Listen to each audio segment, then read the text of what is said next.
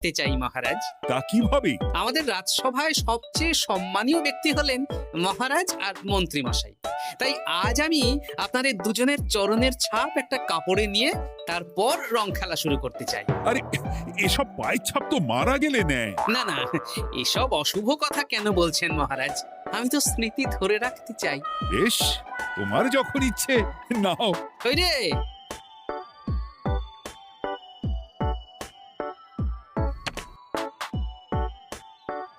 বাবা, 10 মোহর ভূতকে দিল না, এদিকে সম্মান করছে। এখানে দিন।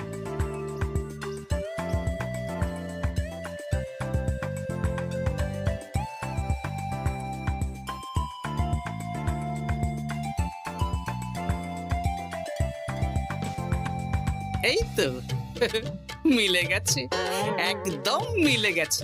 হ্যাঁ গোপাল দাদু, মন্ত্রী মশাইয়ের পায়ের ছাপ আর ভূতের পায়ের ছাপ হুবহু এক। কি সব উল্টো পাল্টা বলছিস পুটি? হ্যাঁ, কিন্তু এখানে ভূত কোথা থেকে এলো? ভূত রাজ্যে অনেক দিন ধরেই চলছে মহারাজ।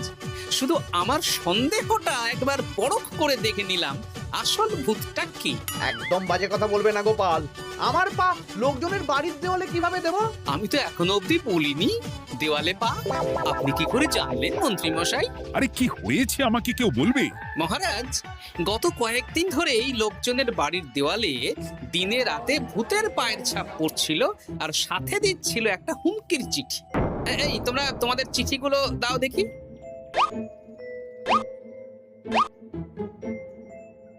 এ আমার হাতের লেখা নয়।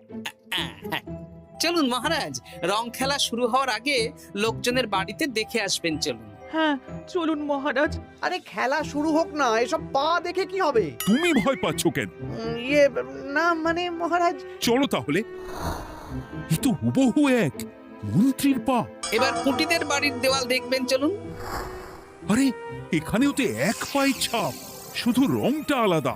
একদম তাই। মন্ত্রী মশাই সবাইকে ভয় দেখিয়েছেন আর মোহর আদায় করেছেন। গতকাল বিকেলে ন্যাড়া পড়ার সময় উনি বেরিয়ে গেলেন, তখন নির্ঘাত আমার বাড়িতেও পায়ের ছাপ দিলেন। মন্ত্রী, তুমি নিজের মুখে সব বলবে না মার খেয়ে বলবে? বলছি, আমার গিন্নির গয়না কেনার জন্য সব করেছি। রোজ পায়ে রং করে বটা ঘটার পিঠে চেপে লোকের বাড়ির দেওয়ালে পায়ের ছাপ দিয়ে ভয় দেখাতাম। আর চিঠিটা বাঁ হাতে লিখেছি যাতে কেউ হাতের লেখা ধরতে না পারে। ভুল হয়ে গেছে মহারাজ। এবার কোন